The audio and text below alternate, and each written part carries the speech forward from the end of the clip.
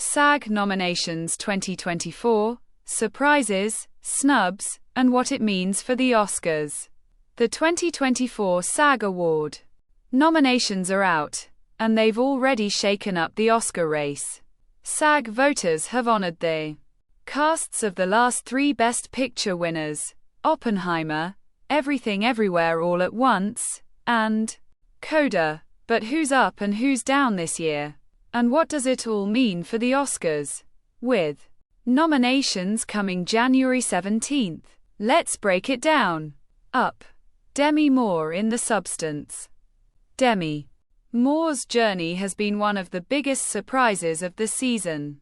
After winning her first Golden Globe, Moore earned her first individual SAG nomination for her haunting lead role in The Substance, a blood-soaked tale about fear and self-loathing in Hollywood. Despite early doubts that she could score an Oscar nod for a body horror film, Moore now seems like a lock for their nomination, and there's growing belief she might even take home the win.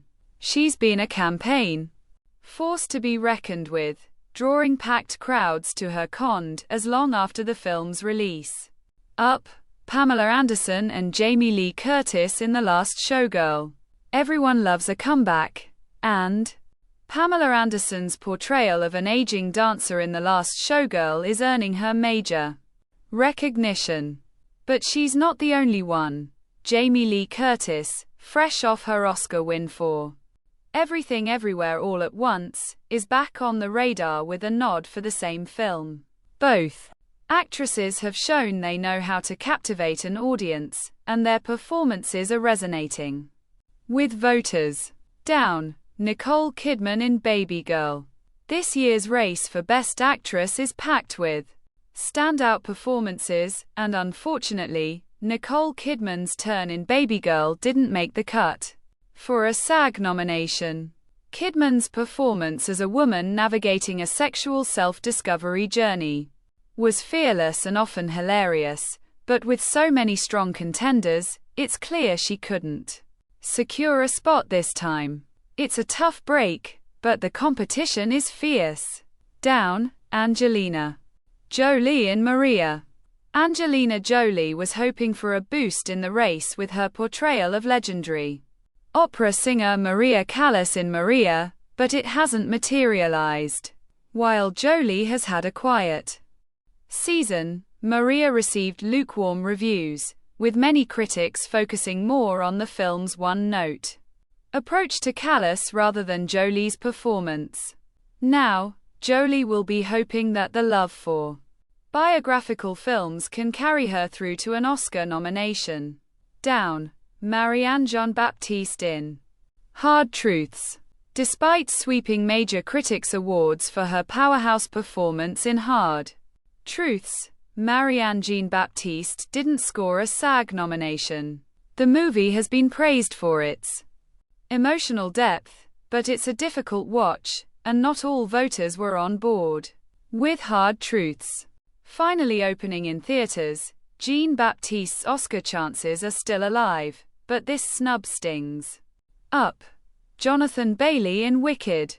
While most expected Cynthia Erivo and Ariana Grande to get the SAG nods for Wicked, it was Jonathan Bailey's performance as the morally conflicted prince that got the surprise recognition.